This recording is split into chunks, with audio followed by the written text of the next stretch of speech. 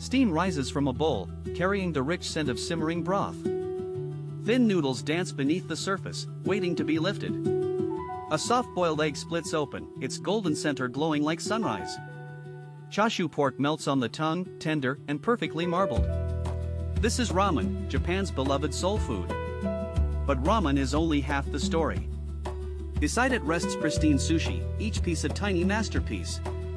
Fresh fish gleams on seasoned rice, a perfect balance of flavors.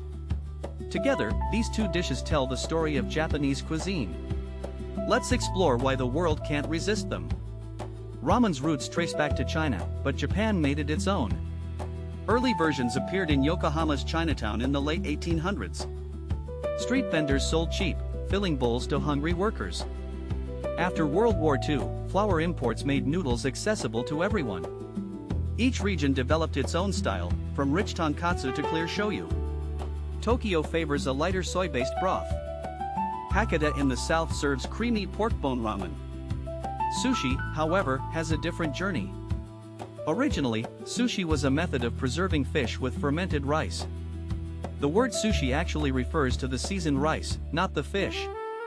Edo-style sushi emerged in the soul. They connect us to tradition and to each other. The next time you lift that bowl or pick up that chopstick, pause. Appreciate the centuries of history in every bite. Thank you for joining this culinary journey today. If you crave more stories about food and culture, subscribe. Hit the bell so you never miss an episode. Until next time, keep exploring, keep tasting, keep wondering why delicious food moves us.